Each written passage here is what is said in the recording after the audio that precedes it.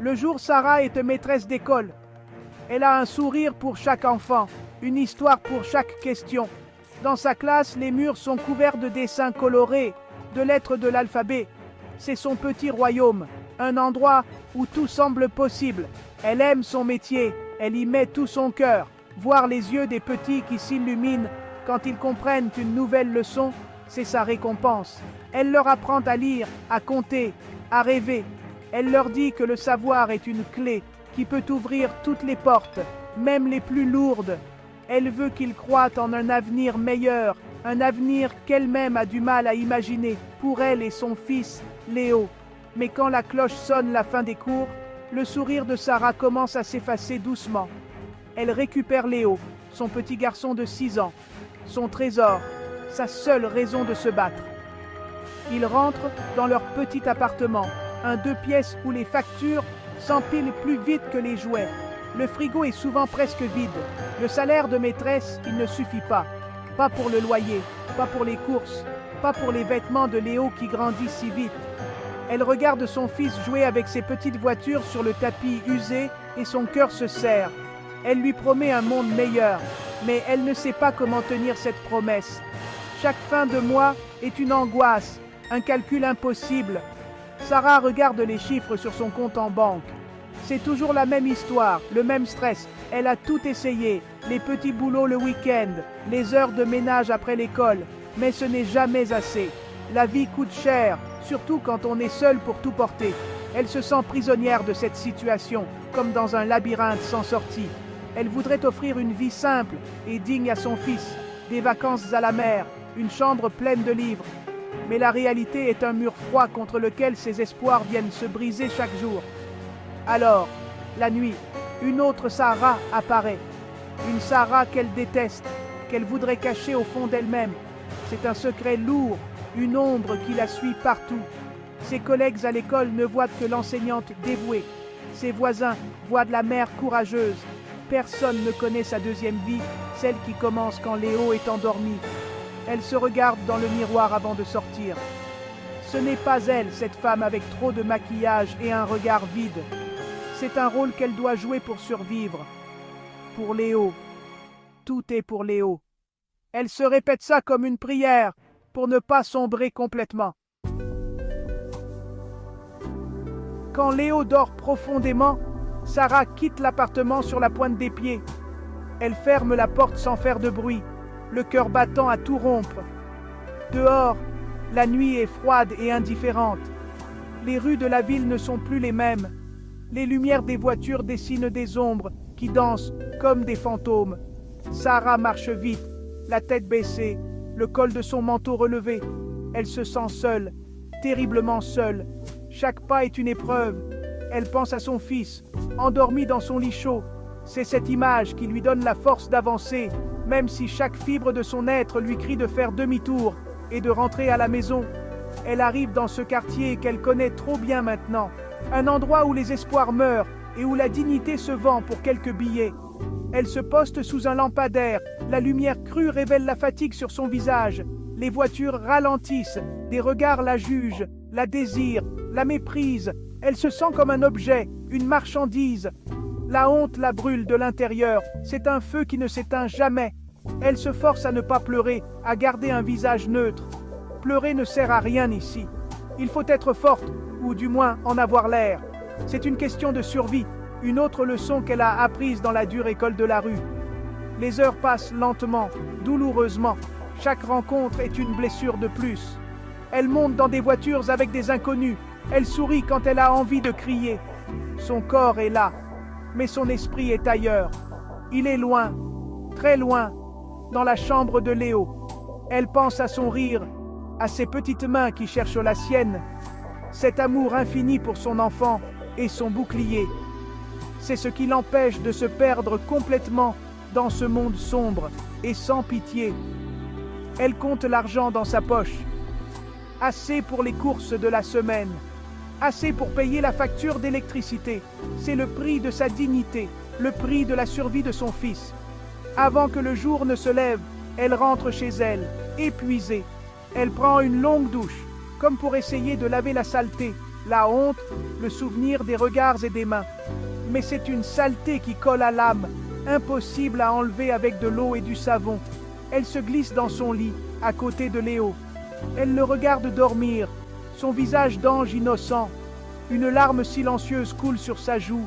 Elle se sent sale, indigne d'être sa mère. Mais en même temps, elle sait qu'elle a fait ça pour lui. C'est ce paradoxe qui la déchire, cet amour immense qui la pousse à faire des choses qu'elle se déteste. Un soir, alors que le désespoir était plus lourd que jamais, une voiture s'est arrêtée. Mais cette fois, c'était différent. Au volant, il n'y avait pas un homme avec un regard prédateur, mais une femme plus âgée, avec des yeux doux et un sourire bienveillant. Elle s'appelait Élise. Elle n'a pas demandé de prix, elle n'a pas fait de proposition dégradante. Elle a simplement dit « Vous avez l'air d'avoir froid. Montez, je vous offre un café chaud. » Sarah a hésité. La méfiance était devenue sa seconde nature. Mais il y avait quelque chose de sincère dans la voix d'Élise, une chaleur qu'elle n'avait pas ressentie depuis longtemps. Sarah est montée dans la voiture. Elles sont allées dans un petit café ouvert toute la nuit. Élise a commandé 2 chocolats chauds. Elle a écouté Sarah. Elle l'a laissé parler, pleurer, vider son sac de tristesse et de honte. Pour la première fois depuis des mois, Sarah ne se sentait pas jugée. Elle a parlé de Léo, de son travail d'enseignante, de ses rêves brisés, de l'engrenage infernal qui l'avait conduite dans la rue. Élise écoutait attentivement, avec une compassion qui a touché Sarah en plein cœur. Elle n'était plus une prostituée, elle était de nouveau Sarah, une femme, une mère qui souffrait. Élise a alors partagé sa propre histoire. Elle aussi avait connu des moments très difficiles dans sa jeunesse. Elle avait créé une association pour aider les femmes en situation de précarité, pour leur offrir une seconde chance. Personne ne devrait avoir à choisir entre sa dignité et la survie de son enfant, a dit Élise. Vous êtes une femme courageuse, Sarah. Vous êtes une bonne mère. Vous méritez mieux que ça. Et je veux vous aider à l'obtenir. Ces mots étaient comme un baume sur les plaies de Sarah. Quelqu'un la voyait, quelqu'un croyait en elle. Une petite lumière d'espoir a commencé à briller au fond de son cœur. Avant de la déposer près de chez elle, Élise a donné sa carte à Sarah. Elle lui a proposé une aide concrète, un soutien financier temporaire pour qu'elle n'ait plus besoin de sortir la nuit. Une aide pour trouver un logement plus abordable et surtout, un accompagnement pour reprendre confiance en elle. « Appelez-moi demain », a dit Élise avec un sourire encourageant. Ce soir-là, en rentrant, Sarah n'a pas ressenti la même honte. Elle tenait cette petite carte dans sa main comme un trésor. Ce n'était pas seulement un morceau de papier, c'était une promesse. La promesse que la nuit pourrait enfin se terminer et laisser place à l'aube. Le lendemain, avec un cœur qui battait d'un mélange de peur et d'espoir, Sarah a appelé Élise. Ce simple coup de téléphone a été le premier pas sur un nouveau chemin. Grâce à l'aide de l'association, Sarah a pu souffler. Elle a reçu une aide financière d'urgence qui lui a permis de payer ses dettes et de remplir son frigo. Pour la première fois depuis longtemps, elle n'a pas eu à sortir la nuit. Elle a pu passer ses soirées avec Léo, lui lire des histoires, l'aider à faire ses devoirs, simplement être une mère. Ces moments simples étaient devenus un luxe incroyable, un trésor retrouvé. Elle redécouvrait la joie d'être avec son fils sans l'ombre de la nuit qui plane sur elle. L'association d'Élise ne s'est pas arrêtée là. Elle a aidé Sarah à trouver un nouvel appartement, plus petit peut-être, mais dans un quartier plus calme et moins cher. Surtout, elle lui a proposé des cours du soir pour obtenir une qualification supplémentaire. Sarah a décidé de se former en soutien scolaire spécialisé pour les enfants en difficulté. C'était une extension de son métier, une passion qu'elle pouvait maintenant développer. Chaque soir, après sa journée de classe, elle étudiait avec une énergie nouvelle. La fatigue était là, bien sûr, mais ce n'était plus la même. C'était une bonne fatigue, celle qui construit un avenir. Peu à peu, Sarah a repris confiance en elle. Le regard dans le miroir n'était plus celui d'une étrangère. Elle voyait de nouveau Sarah, la maîtresse, la mère, Et maintenant, l'étudiante pleine d'ambition. Elle a commencé à sourire plus souvent, un sourire sincère qui venait du cœur. Léo aussi sentait le changement. Sa maman était plus présente, plus détendue. Leur petit appartement était rempli de rires. Sarah a même commencé à faire du bénévolat dans l'association d'Élise le week-end pour partager son histoire et donner de l'espoir à d'autres femmes qui, comme elle, avaient cru que tout était perdu. L'histoire de Sarah est un message puissant. Elle nous rappelle que même dans les nuits les plus sombres, une lumière peut apparaître.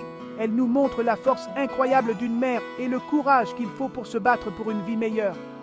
Mais elle nous rappelle surtout l'importance de l'entraide et de la compassion. Une main tendue, un regard sans jugement, une écoute attentive peuvent changer une vie. Personne ne devrait affronter seul ces batailles.